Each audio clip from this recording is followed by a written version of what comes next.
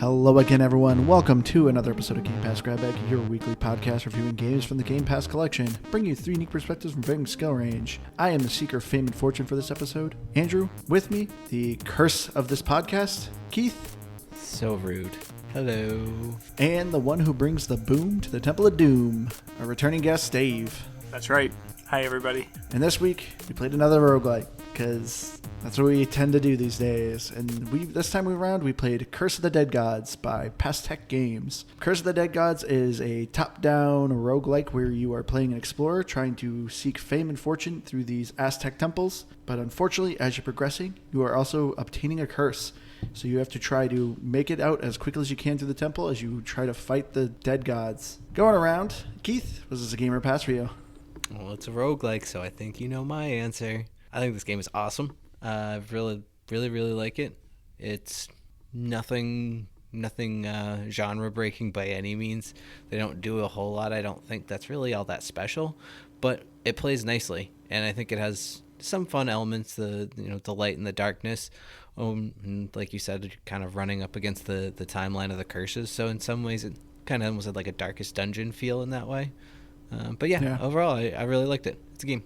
Definitely a game. I'm actually going to be with you, Keith. I'm going to give this a definite game as well. I know we've played a lot of roguelikes. I mean, because this is what we do. But for whatever reason, you don't know when this episode's coming out. We might not be playing a lot of roguelikes then. Just kidding. We will. At this point in time, we've already played like 20. But Curse of the Dead Gods, for whatever reason, like this game hooked me. I was really into this. It does have a lot of just small, simple mechanics, but these small, simple mechanics just are really cool. And I really enjoyed my time with Curse of the Dead Gods. This was definitely a game for me as well. From the moment I picked it up, I knew this was something that I liked, and it hooked me. When I died or if I lost, it wasn't frustrating. It was more, I knew what I did wrong, and I want to get back in there and beat it. So I think that's a good mechanic for any of these types of games. So this was definitely a game. So, wow, I'd like it. This is a definite game from all three of us. I don't think we've ever had all three definite game on something. Unanimous. But, yeah. I was honestly surprised how much I love this game. But yeah, getting into the story is non-existent for the most part. I mean, it has like a quick second cutscene of like a black and white silhouette of, a guy entering a dungeon and the door closes behind him and he's trapped in this dungeon, and that's about it. So you can just kind of piece together that you are kind of a explorer, probably in like, I don't know, what time you'd say this is, like 1920s or so? Yeah, I suppose.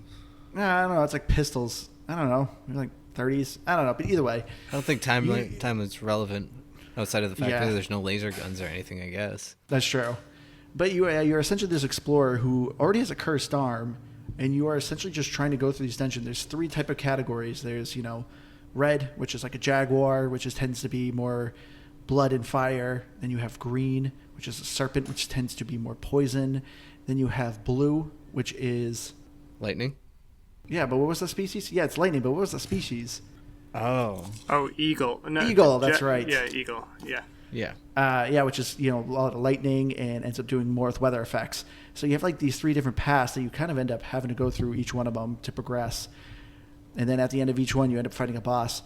So there is a little bit of lore. I don't know if you guys ever looked through the bestiary, but this is one thing that I do love when roguelikes do, that there is like a bestiary and you can kind of get a little bit of backstory. And I don't know if you guys read them, but some of them are really dark. I didn't go into it. I looked through it a little bit to see like how I was progressing through unlocking some of them, but I didn't really deep dive or read much of it. No, any of it, I should say. Same here. They seemed a little too long to me, so I mean, they're a little wordy, but it's still wasn't too big. But I mean, I at least love that they at least added it. But because this game deals with like an ancient Aztec temple, which is awesome because that's not a theme that's played with too much. So I like that a roguelike ended up doing this. I mean, some people are comparing, so Hades is a game that a lot of people are comparing this game to, which Hades ends up being Greek mythology, which is cool. And then, this one does Aztec. So they're kind of like similar-ish, but I do love like the Aztec theme of it, because when you're reading through some of the lore, it's talking about like how they were doing sacrifices and like the different gods they were sacrificing to and like what their purpose was. but some are kind of dark, as I said. Like when you're in the lightning world, like you're fighting like these electric babies, and like reading the story on them is just kind of creepy. Were they sacrificed babies? Yeah. So it's like solved it. It's creepy. But yeah, so there isn't too much of a story. Unfortunately, I wasn't able to get to the end. I'm on the final boss run, but I just can't get past it. This is the time I'm finally stuck on it. But anywhere I've seen, there isn't really much of an overall story. No, I was going to say, I don't dive into the codex stuff or the bestiary and all that stuff, information, I do like that they have it. And honestly, I like that it does exactly what a roguelike should do, and just be like, hey, here's a kind of general reason that you're at this place and you're doing this thing over and over again. We're not going to force you to have this whole big storyline around it, because you're really just here to play the game. Like, yeah. I always think it's funny. I never figured I liked a bestiary until I play a game that doesn't have one, and then I kind of get frustrated.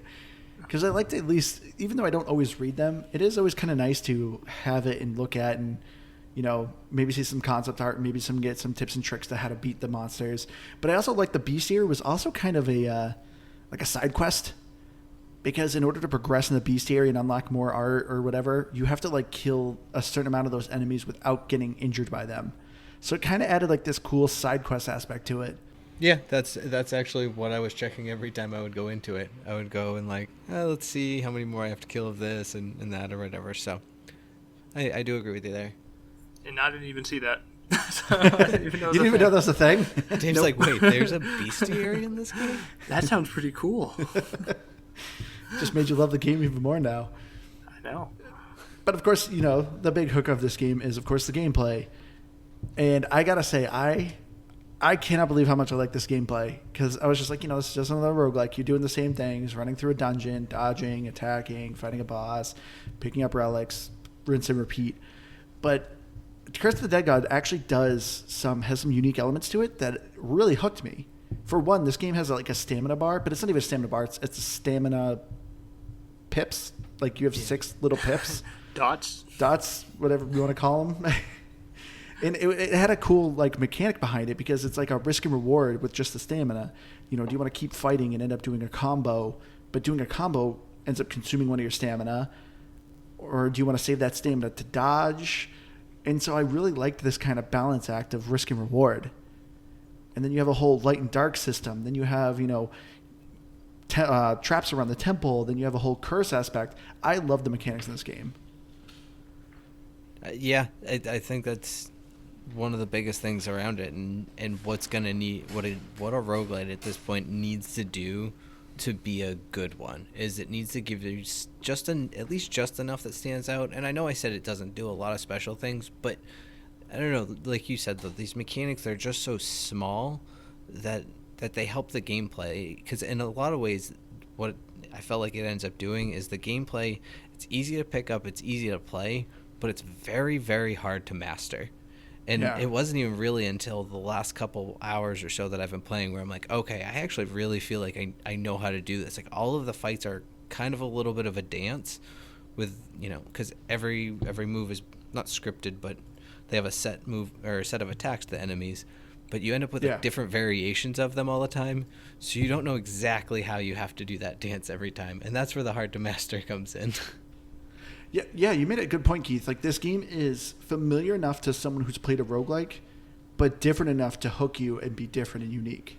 And I think the stamina bar does provide that extra wrinkle a lot, though, because I know when I first started, I just ran in there, and that was like the first thing that basically killed me, is I'd run in there, try to fight everybody, and then you find yourself out of stamina, and you get killed really quickly. Yeah. But learning how to balance it and to parry and to roll or dodge was, you know, and when to just leave enemies alone and not go for your combos was, you know, all about that dance, like you said, Keith.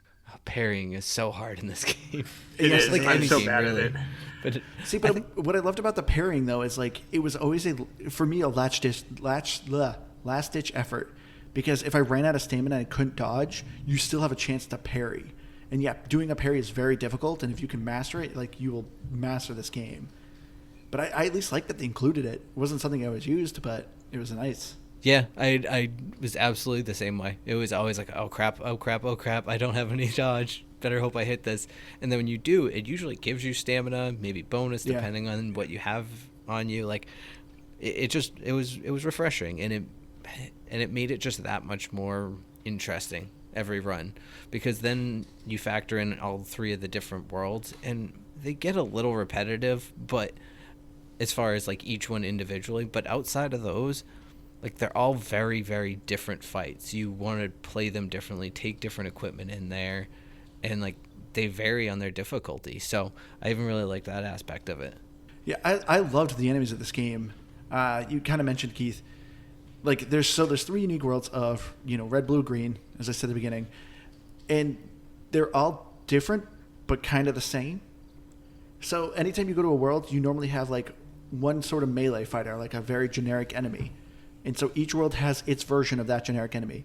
Each world has its version of the ranged enemy. Each world has a version of their mage. So you kind of, anytime you're going to a new world or trying out a different run, as soon as you see an enemy, you can kind of figure out like, oh, he's the guy who's going to be the melee guy. He's the guy who's going to be the ranged guy.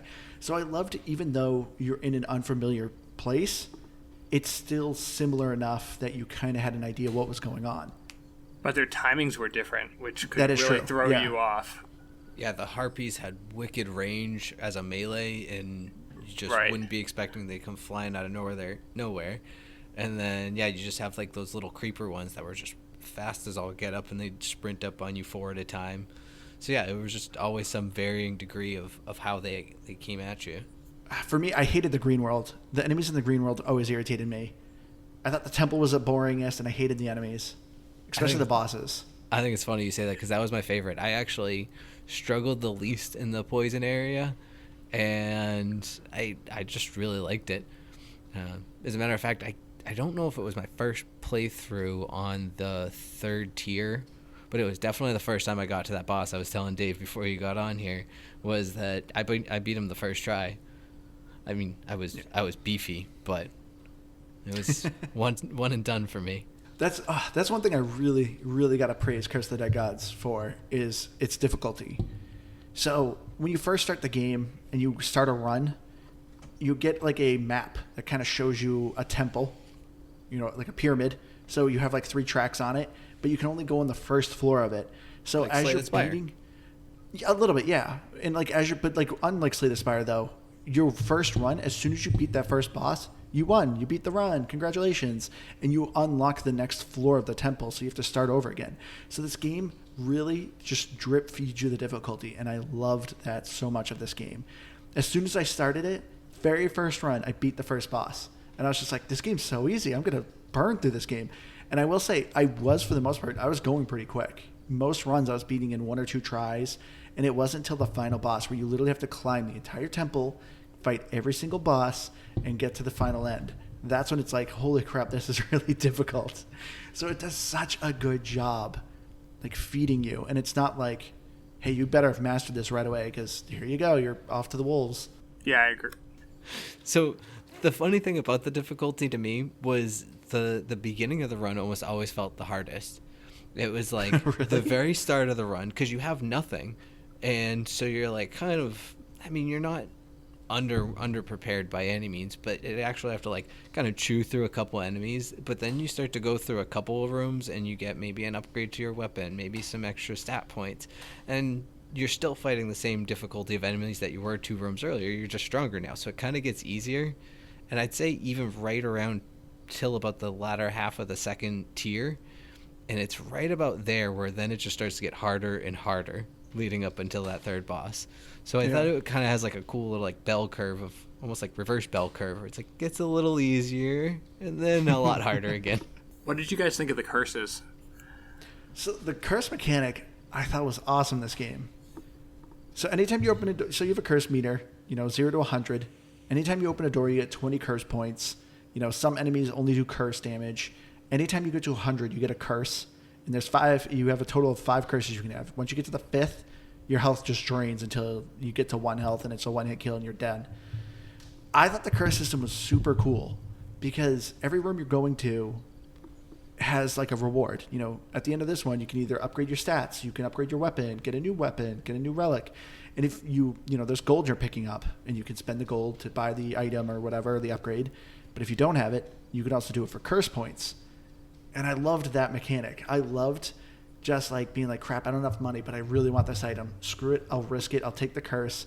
And then some curses you get are actually helpful, and then other ones are just awful. But I thought the curses were such a fun mechanic. I liked them too. I thought they made you change how you played the game, but I thought some of them were really, really tough. Like the one that makes you lose stamina, that one basically was like run ending. Oh yeah, when you lose one of your dots of stamina. Yeah. Hated that one. There were a few others that were really tough too. Yeah, but some of them were kind of helpful, like the Bloodlust one, where killing enemies no longer gives you gold, but gives you health. And like you can end up being super beefy because you end up just having so much health. Yeah. See, that's the thing is I thought the curses as a whole, and maybe this is what I liked about the system, is it wasn't overly bearing. I do agree the stamina one sucked. Losing that little bar of stamina or whatever it is, that made it difficult. But outside of that, I thought most of them at least had some sort of a benefit attached to them. And then, like you said, some of them could almost be an outright bonus if you were built right for it. Because there were times where I'd have a relic already that I did like 30% damage when I was in darkness. And, maybe my weapon also did 15% damage in darkness. And then on top of that, I have a quote-unquote curse now that does another 30% damage in darkness. So, like, very quickly, I'm just mowing through everything without even needing to worry about the light. So, thanks, curse. But you don't always get that lucky. I mean, there's still always that RNG of a roguelike. And so, yeah, they can always be harmful. But I liked that you could play with them. And I think you were kind of saying that, Dave, as far as like having the ability to, build yourself around them and whatnot. I don't know if you guys felt this way, but I felt like as far as a roguelike goes, I did not feel like I was a slave to the RNG. Like, I felt like this game was 100% skill. You could have the crappiest weapons, crappiest relics, but as long as you're good enough, you can beat this game. I don't think I would say a slave to them, but there was definitely like the RNG could absolutely work in your favor. It rarely hurts you. So I guess maybe that's what you're saying, because I don't feel like it ever held me back a whole lot. But yeah, it could definitely help you a lot. The later runs, it mattered more. I mean, you had to take what they gave you, and it sometimes severely changed how you played. Yeah. Another thing that I think is really helpful playing Curse of the Dead Gods, enemies can just drop stuff. And this is something that I never realized how much I loved and like wanted. Normally when you play other roguelikes, it's normally like, oh, at the end of the room or after a boss, you get a relic or whatever, an upgrade. No, you could just kill just a random monster and he could drop a really good relic or a really good weapon. And it was just like this, it was a nice reward. It always just made me feel like I wanted to go out and keep fighting enemies and exploring the dungeons. It wasn't just like, oh, I can only get a relic if I fight a boss or go to the relic room. No, you can just get them. And so it's a constant reward. And I also love, too, if you get a relic you don't like, you have the option to actually sacrifice it to the gods and get some sort of reward, whether it be money or, lose some of your corruption from your curse, or, maybe you can get increased stat points. Or life. There's just so many little mechanics of this game that just made it so fun. Yeah, there was no such thing as a truly bad drop. Everything had some sort of benefit because of that trade-in option. Yeah, sometimes it's like, here's 110 gold, and cool, I have 10 life right now. I kind of needed more than just some gold, but a benefit's still a benefit, and so you can't argue there. But yeah, there's just the different ways that even stats stacked up on top of each other, and like they used mechanics isn't the word for it, I guess, but they just, I don't know, they had cool ways of doing it, whether it was like, you having a stat on a weapon that would be, increase in damage if you were carrying another type of weapon in your other hand, or if being in light versus dark, or for, bonus damage for building a specific stat. Things like that are just really cool little features of ways that you're like just always improving every time you got something or every time you upgraded something. Yeah, as much as like Keith, as you said, like I love just like any drop. No drop is a bad drop. And like that includes like with the weapons. The weapon catalog in this game is to me is incredibly impressive. There's something like 4 or 5 pages of like 30 a piece, I think, something like that. Something like that. Yeah, there's a good chunk of them. Yeah, I think my favorite was, even towards the end, I still think I liked the whip the best as my secondary weapon. In the primary, I liked the sword, something quick and more melee focused. But each weapon had its own benefit, which I thought was good. And you could build them out to help you and to help you beat that boss. And some bosses, you wanted to build a different set than you'd want to build for a different one, which is kind of cool. I will say my only complaint with the weapons is the bows. For me, so you have 3 categories of weapons. You have your primary, your secondary, and then you have a heavy weapon. So primary is like X, secondary is Y, and then your heavy weapon is your B button. And so what I hated about the bows were under the heavy weapon category, and they were kind of in their own kind of a curse to have, because every once in a while you're exploring the dungeon, there's temples and traps that can actually attack you, and not only that, there's also cracked walls, and only bombs and like heavy hammers can break those walls, which are also heavy weapons. So if you get a bow and you take up your heavy weapon category, you will not be able to break these traps or be able to open these walls. So for me, I always hated the bows.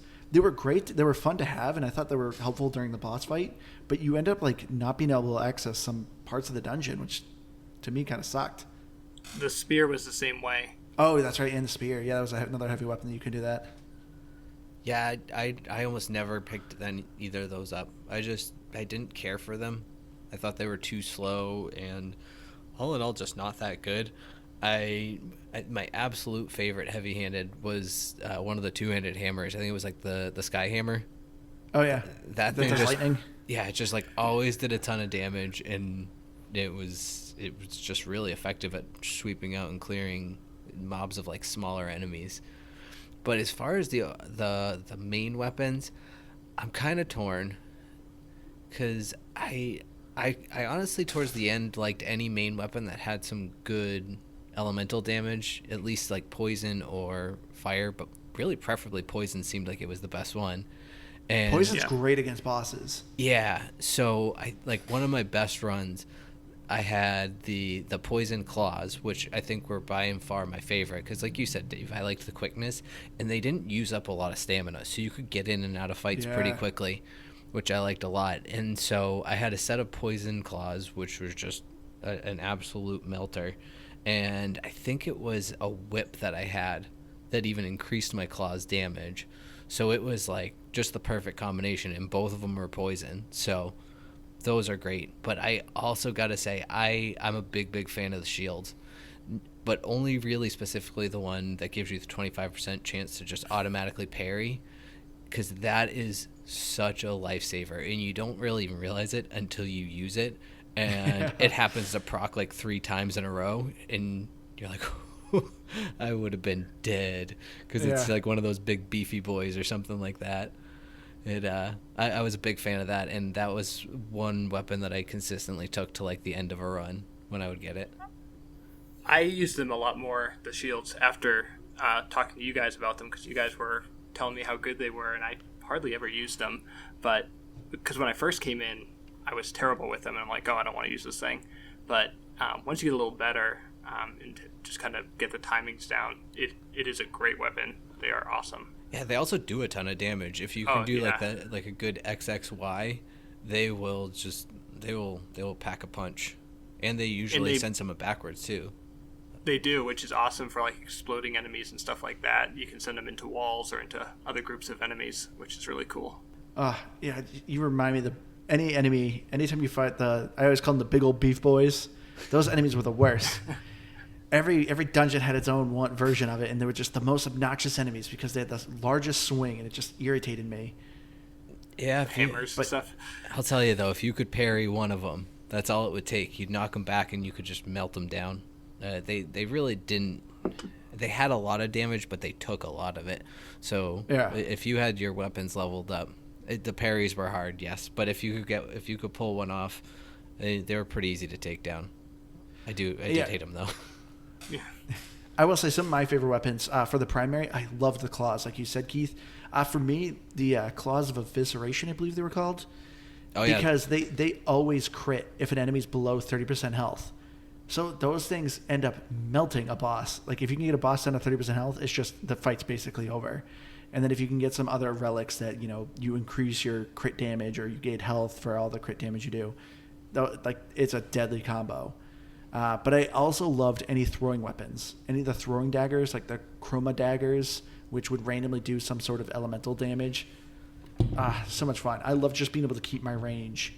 They would end up burning a lot of stamina, but it was good. Yeah, that was exactly it. I was so torn on daggers because they were good. I'm trying to think which one in particular. I think it was actually the red dungeon is where they were pretty effective because you didn't have anything that would like dive at you real quickly.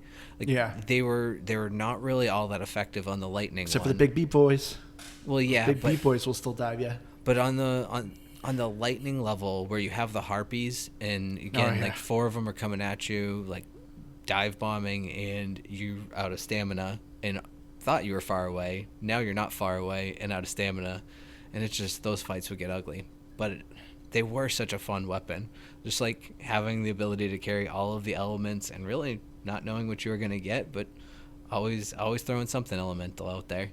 It was a good mix up. As far as I was going to ask you guys, but I don't think we really mentioned it, was the element where there's that like those blue tokens that you get that act as a currency, which allow you to like buy permanent upgrades throughout the game. Yes. Like many a roguelite will do, have these options to give you permanent upgrades throughout the game. So you can upgrade these 3 like blessings? Is that what they call them? I don't actually remember what the term is for it. But basically you have like you can start the one with or the run with 3 separate blessings. So I was curious which 3 you guys used. Wait, you mean the altars? Not the altars, because you used the blue coins for. I think they are blessings. Yeah, I think it was just like. That's the... Yeah, like. Oh! They're perks essentially. Perks. Yeah, so I think that's an easier way to determine. Now I know what you're talking about. I'm pretty sure they call them blessings, but yes, yeah, I think they are too. But they're perks. Yeah. But effectively, yeah, they're 3 perks that you can start with. So, I was curious if you guys had favorites that you stuck with on that, and if you did. And follow up question: did you buy the 251? I did, and that's the one I use a lot. The 251 is anytime you complete a room without taking damage, you get 1 dexterity skill point, and I didn't proc it all the time, but whenever I did, if I ever had a run going, it would just snowball, and I would just become a glass cannon if I could just really get that going. Oh, dang. That wasn't even the one I didn't realize there was more than one. I bought one of them. No, wait. That one's 200. Yeah, the 250 is the greed counter, right? Yeah, so I did that with the greed counter. I got that one, too. And it's kind of the same idea. I mean, instead of dexterity, I think you get 1% damage for every stack of gold counter you have. And the gold counter stops between combat. Now, it's tricky because it still counts down during combat. And if you get hit, it breaks on you. But, yeah, I think I got up into, like, the mid-20s. And so you're just doing a bunch of extra damage. And it does, unfortunately, cap your gold increase at 500%. Yeah, which I thought was lame. It is. I will agree. Because did you guys notice? I'm pretty sure... So there's gold that sometimes enemies drop that hits the ground, but I think you get gold every time you kill an enemy. Correct. Yeah. Okay, so that's where that gold counter comes into effect. My other ones I liked, the early one I got that I liked a lot was one that gives you 1,000 gold to start the run, and it gives you, I think it was 5 perception. Yeah, perception. That's a fantastic one to start with, like at the beginning. Yeah, and then later on I got the one that allows bosses to drop 5 weapons, which was really good later on, or 5 things, whether relics or weapons or whatever. That's clutch. I like that one a lot. Yeah, I'm really frustrated that you could only pick 3 perks, because some of these, like a handful of these perks are awesome, and I'm like, I want them all. The one that I took for granted at the beginning, because it was super cheap, it was like 5 skulls to get, but whenever you killed an enemy, you replenished like 2 of your stamina dots. And like I never realized how helpful that was until I took it off. And then I'm like, I'm always out of stamina. But when I had that on, I felt like I never ran out of stamina. That's the worst, when you don't even realize how good something is until you take it away and you're like, oh crap, I feel just absolutely like my hands tied behind my back right now. Yeah. I think for a while I actually just did the trifecta, as I like to call it. It was the one you were talking about, Dave, with the +5 to perception and 1,000 gold. But there's one that gives you 5 dexterity, and I think you get haste for like 10 seconds if you get a perfect dodge or something like that. Yeah. And then the one that gives you 5 Constitution, that's the word. Thank you, Dave. It gives you 5 Constitution, and that one's cool because it gives you a bonus one if your health is under half and you go through a room. So you can start to stack up some Constitution pretty quickly with that. Also run at the verge of death for a while. So yeah, I ran with those until what you're saying, Dave, is I finally saw the one that gave the 5 drops, and hot dang, again, that is a fantastic one. When you're getting 5 drops, one tip I learned though, always, you don't have to pick them up, but always look at them before you start deciding what you want to do.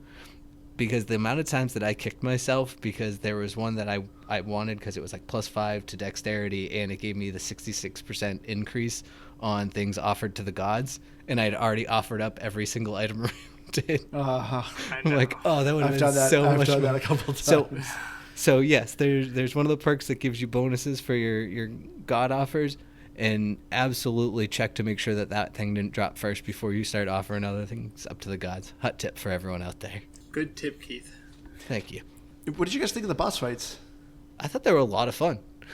I was actually surprised by them too. Yeah, they were all varying degrees of difficulty, but it was. This is where I don't know if it was necessarily RNG or at least just game choices at this point. Depending on what you had for a build, could definitely make them easier or harder. Oh yeah. But as a whole, yeah, they were all varied enough. They seemed to kind of fit a pattern of, kind of the theme of their biome that they existed in, and yeah, they were fun. I liked them too. I thought they were difficult, but not too crazy difficult. The only thing I didn't like, I still didn't like that snake one. I know you beat it, Keith, on your first run, but the serpent avatar. I hated him. He was the worst. I agree with you, Dave. He was my least favorite. All he just was drop the ads quickly. But he just wasn't a fun fight. I will say that. Like, his move combo is not fun. He brings ads, and if you don't kill the ads, he heals.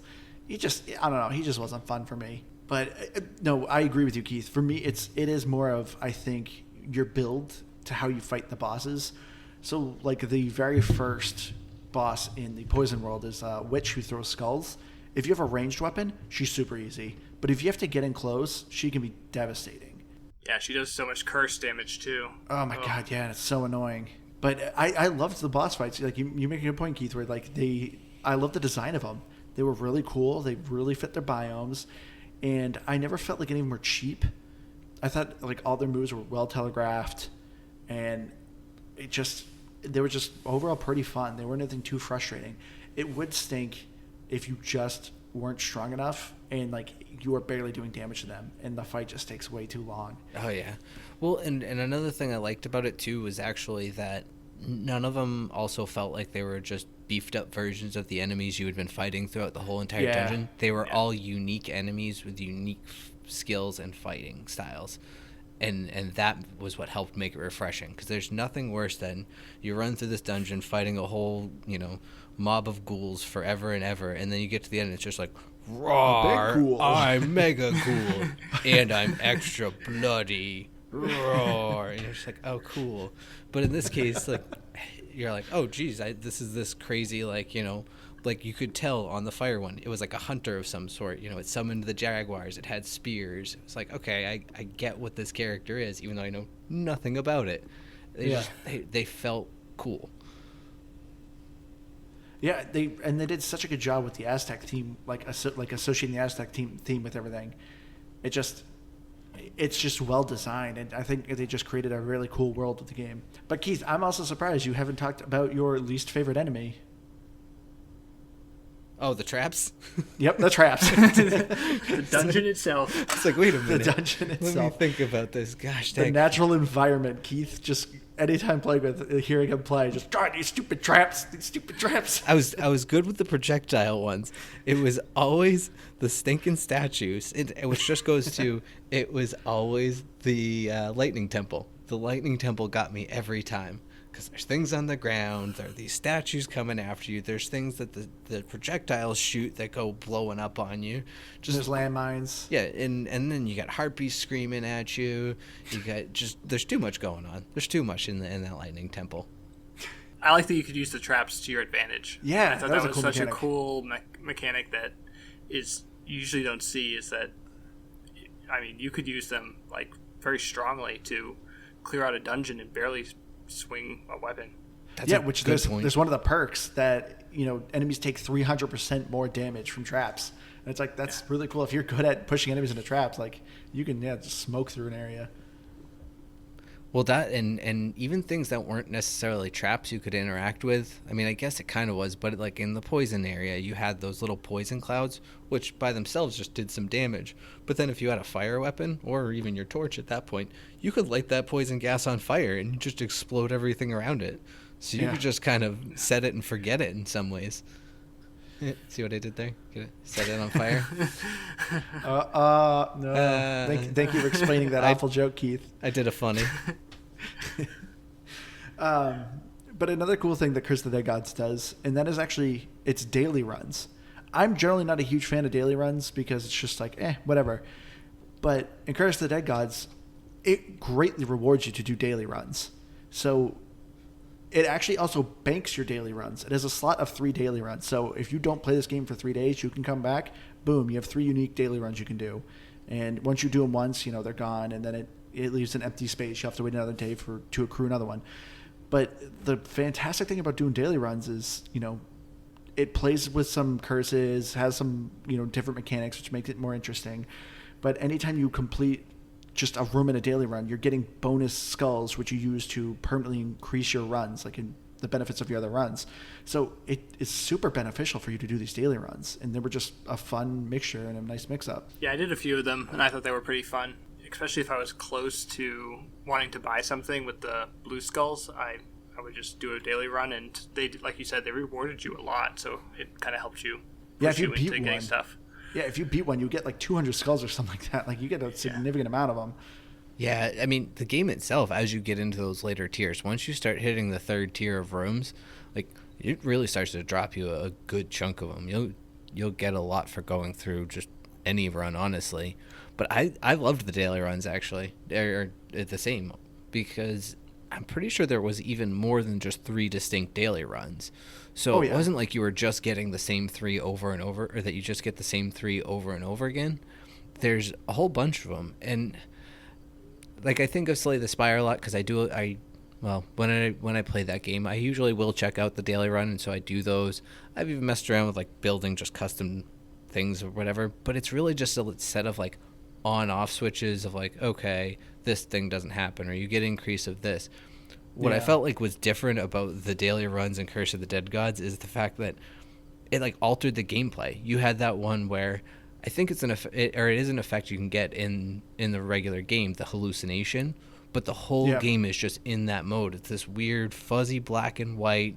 You have no HUD outside of your stamina blips, and so you're just running this blind run, and so it can be really difficult, or maybe not, and you don't even realize it. You could be dominating and not knowing it. You could also be near death and be like, man, I am crushing it right now, because you have no way to tell.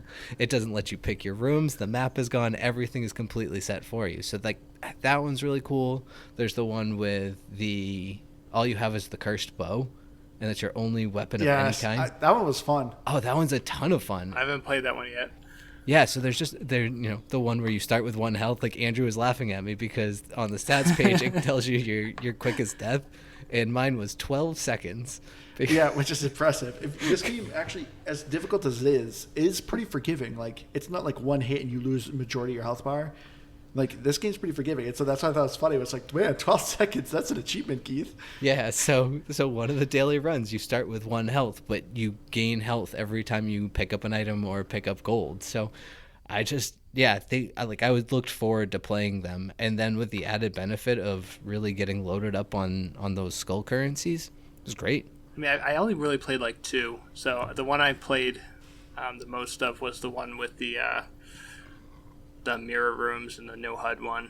I did really well on that one. That was fun, except for it was late and I was trying to figure out how much longer I had to go, and it just kept going. But aside from that, it was fun. It was challenging. Yeah, this is a way to show how like addictive this game was. This game, Curse of the Dead Gods did a really good job at being able to save your progress. Anytime you entered a new room, it always popped up on your screen. You can save your progress right now. Like, it gave you the option to press start, save and quit, and be done. Once you kind of left the first beginning area, then you couldn't just like save your run. But anytime I saw that, I'm always like, no, I got to keep going. This game just hooked me. Even when I lost, I'm like, I'm just going to do another run.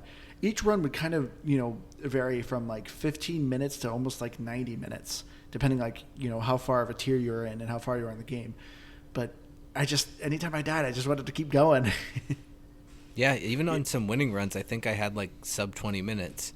And that was going through like all three because, again, I got really fortunate with the way I was able to build everything. Like, I got a good starting set of weapons that I liked all of them. They paired well. And I just cruised through it. And then, there's some where it's like close to an hour. And then I end up losing on the final boss.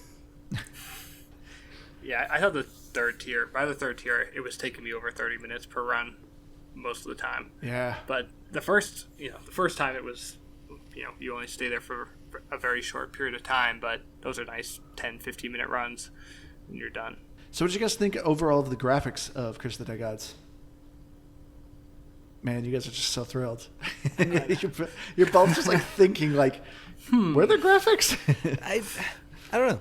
They were fine, honestly. Like, I have no complaints about them, none at all. I think they were perfectly fine. I liked the character models because even amongst the three different biomes, you sort of said it earlier, but they're very character models.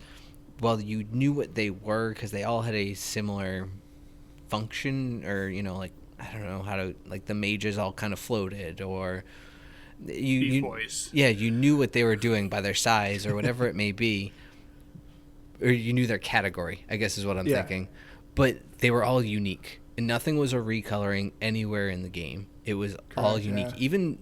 Even the weapons themselves had slight variations to the way they looked, and they weren't just again a recoloring either. So I really appreciated their attention to detail, even if it wasn't like blow you away graphics. But I kind of am assuming it's a pretty small studio, so I'm not looking for blow away graphics. 12 people. Nice. Congratulations. I'm gonna call them the Dirty Dozen. Yeah, I thought the graphics were good. The game played well, and that's what more mattered to me than the graphics, was that it, everything was responsive and there's no like lag or anything crazy like that. You could see everything that was going on even in darkness, enough to play, and so the graphics were serviceable. They were good. Yeah, I thought they were good. Nothing mind-blowing. This game does a lot with the lighting effect, being in the darkness or being in the light, and I thought it was well telegraphed. If you're in the light or the dark. Not only that, there's actually, I don't know if you guys noticed, but there was actually a symbol at the bottom of the screen showing if you're in the light or the dark. Yeah, I thought it was nice that they had that. I never used it because like you said, they did a good enough job, or you just kind of knew when you were and weren't in dark and light. I mean, sometimes you could very quickly tell it by your damage, for one. But it usually carried like a good enough outline of what the light was allowing you to see, that you knew when you weren't in it. One thing I thought was really cool, though, was that if you lit enemies on fire, they acted as a source of light.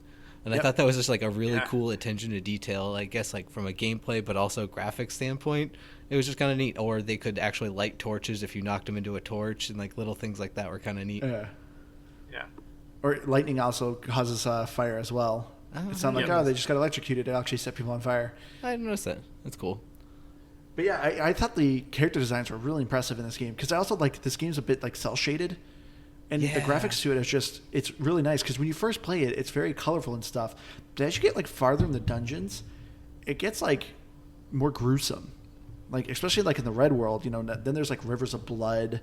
There's bodies, being decapitated and just mangled and on pikes. And so it's like weird, because when you first play it, it's kind of colorful and nice and bright and everything, and then it just gets dark. So I thought they just nailed the Aztec theme really well in this game. You know a lot about Aztec mythology and lore? So much. I'm practically Aztecian myself. That's what you do with all your downtime at work. You just sit around and read about Aztec lore. Yep, basically. I want to hear you pronounce the names of the enemies. Oh man. Hold on, I can actually. Do you want me to follow them up? Let's do this. Is that offensive? Are we going to offend people with that? Probably. Good. Yeah, that's what we need on this. I just know there's a lot of letters that in my mind, I don't feel like they make words or sounds that I can make with my mouth. So, see, I know plenty about Aztec lore because I can just speak it so fluently.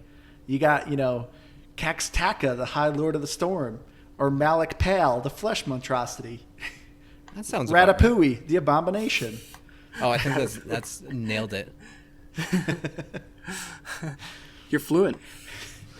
Zucat, the Witch. See, sound like you're announcing Pokemon. I know. Actually. All right, now we're definitely canceled. So yeah, I thought the graphics are great. And sorry the sounds went. I thought the sounds were just good. This game didn't have too much music. There wasn't anything too crazy with it. And I don't know. The sound was nice because the sound did a good job telegraphing enemies' attacks. It would normally do like a high-pitched sound when an attack, like a attack that was being able to parry. When an attack that you could parry was about to happen. Yeah, I also actually used the sound effects of my weapon as like a rhythm for attacking. Like you just especially like you had the sword, you'd have the like swipe, swipe, swipe, and then you'd hear a pause, and then you could hit Y real quick and get your combo off for that. So like I didn't like the sound effects so much as far as like, oh wow, these are really immersive and experienced, as much as I liked them as like these are very helpful to the gameplay. Yeah, I agree. I think that was a good way of summarizing that, Keith. Yeah, thanks, Dave. I'm really good at summarizing things.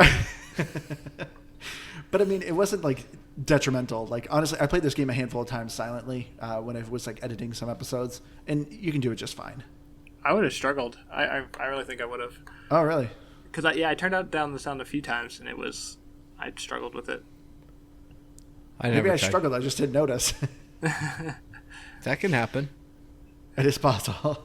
I just played this game so much that I can't remember what runs were what. But yeah, so getting into our final category of the achievements.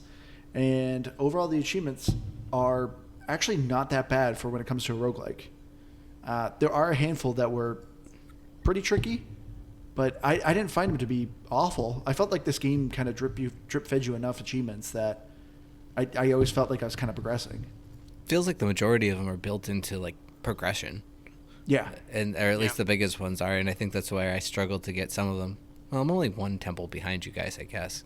I just haven't beaten the third tier of lightning. But yeah, I don't know. I don't feel like they were too bad, but I think that as a whole, there are definitely some. I think if you're trying to like max this game out, you got to be at 50 plus hours because you got to like unlock every single like blessing and all that type of stuff, or perk and all that. Right? So, yeah, you really got to collect the skulls. Yeah, so, but I didn't see anything that was like kill 10,000 of this enemy type or anything like that you see a lot in this type of game. Or like die 100 times or die 1,000 times or something crazy like that. You're like, look, I die a lot, but it also takes me 35 minutes to die, so that's a lot of time to play this game. But yeah, you're right. There's nothing that's overly grindy, but at least in the context of the game, I guess are.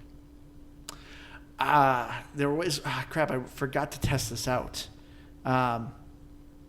But as far as I can tell, I think I would recommend this for achievement hunters because this game also does have an assist mode, and you can actually turn on invincibility. And as far as I can see, none of the achievements exclude you if you do any of the assist mode. Unfortunately, I forgot to test this out. I wanted to test out for some of them, but I'm pretty sure you can do the assist mode and just kind of burn through a lot of these achievements. Oh, so you're going to cheat for some achievements and then just call it testing? No. Quote unquote. Yes, for education reasons. This is for science. It's for science. It is not for me to be at the top of the leaderboard. I'm not concerned about that. Shut up, Keith. It's for science. I'm just gonna go. I just need one. Don't worry, Andrew. I'll take care of it for you. I'll just go through and make sure I can get every single achievement with it, and Yeah, why did you test it out, Keith? You I don't jerk. know. Or why don't you test it out on Liz's account? She doesn't care about achievements. She never gets any, so it's not like she's cheating anybody. Because I forgot. See, you can't even make fun of me for it because it's not like I actually did it. But I probably Well, will now. I can make fun of you for forgetting. That's true. I'll allow that. And I did. But yeah, none of the achievements, there's none like, hey, beat the entire run without taking a single hit. Probably the hardest, grindiest achievement is the one called Memoirs, where you have to write all bestiary entries to complete their sketches. And in order to do that, you have to fight and beat the enemies and not take damage from them. And that includes the bosses. So you have to beat each boss, I think it's 5 times, including like the final bosses, and not take any damage. That's a pretty tough challenge. I think I'm actually close to it on the level 1 red boss. Because his moveset is minimal enough and pretty easy to go hitless on. Yeah, but to do the final like avatars. Oh yeah, no, I'm not saying the rest of them are easy. I was just stating that his is doable. So yeah, for Achievement Hunters, yeah, you might want to check it out. So yeah, then getting into our final thoughts. Keith, go. Why don't you go? Because I'm going to go last because I'm going to take Liz's Metacritic. Oh, girl. Well, I was pretty already interested to play this game when I saw it. Well, I saw Dave playing it first, and I looked at it and I thought, oh, that's a Keith game. So I was already ready to play it, and honestly, never looked back. It was really just fun from start to finish. I apparently am just not as good at video games as Andrew and Dave are, because I struggled to get through some of the temples in the earlier runs until I started to get into some better rhythms. But it was never so much that I felt like this game is too much. Like when I think back about playing Dead Cells, where you beat the game once and then the very next tier of difficulty is just almost unbeatable unless you're ridiculous. I don't know. The progression felt reasonable in this game, and it felt fun, and all of your upgrades felt fun, and they felt useful, and I'm saying the word "and" a lot. So that's a thing that's happening. But really, at the end of the day, the gameplay just is a lot of fun, and as Andrew said, it has such a good job of doing this. Just like one more run, I'm gonna do it this time. I definitely can do it this time, and I keep wanting to come back, and I think I'll probably continue playing this game. It's a game that I'm gonna have fun with again. So definitely a game. I give it a solid 85. Okay, good. You just steal my score. Is it stealing if I said it first? Ooh, Probably. good point. Oh, no, I it was is playing the written out game on that first. whiteboard behind you. My score is 85. Please don't steal. All right. I thought this game was really good. I also thought it was a Keith game, and so I decided to try it out. And I think it just had some really good systems, and it's not overwhelming with how many systems or how to master them. It's just really fun, and it's easy to get really sucked in. I think people who don't usually play these types of roguelikes would still like it because it does have kind of a ramping up difficulty. So at the beginning, you can kind of feel like you're doing stuff well before it starts to get really tough. Overall, I give it a 90. Oh, so you're just adding on 5 points to those bonus Keith guessed it points? You stole my score, I told you. Well, and you actually said something interesting, because Andrew already mentioned the assist mode, but I didn't really think of that in terms of someone who's never played a roguelite at all. If you're to pick this game up, so few of this genre has that functionality. And I think that's so cool that they can just be like, yeah, here, you may not be well versed in this system, but come along. We'll help you get there, and we'll give you a reason to want to, because it's such a turn-off to people if you're not generally good about some of these things, because you have to remember so many different items. What did I like? What did I not like? That it can be overwhelming, and it's just going to push people away if they're not familiar with it sometimes. So I think it's cool to really help people along. Yeah. One thing I kind of to quickly go back, I know we kind of covered it. That was one thing that was nice. As much as there's actually not that many relics. There's maybe a good 15 or so. It's just you're getting better quality relics. So I didn't feel like this game was flooding you with hey, this thing's going to add this weird perk to you. They were all very basic, but they just got better quality, and it was nice. But I'm fully with you guys. Curse of the Dead Gods it hooked me right away. Like, not right away. At first, when I played, I was just like, whatever, this is a typical roguelike. But then, after I was kind of learning these mechanics, the mechanics are very simple, but it was shocking how much they added to this game, how much risk reward, how much of that just kept driving me and kept pushing me to be better and to get better weapons, and to just hone my skills. Like, I was really into this game when we started playing it. I thought the boss fights were great, the enemies were great, the items were fun. Just, I love the environment. Just, there's very few bad things I can say about this game. I was really surprised. I thought this was just gonna be just another Keith roguelike, and that was it. Rinse and repeat. But we did not explain the mechanics. I think like how much fun they add to Curse of the Dead Gods. So you really should check it out. For me, I'm giving this a 90. There's just very little I think I can complain about this game. Now you stole my score. I know. I mean, I was going to go back. I'm giving it a 92.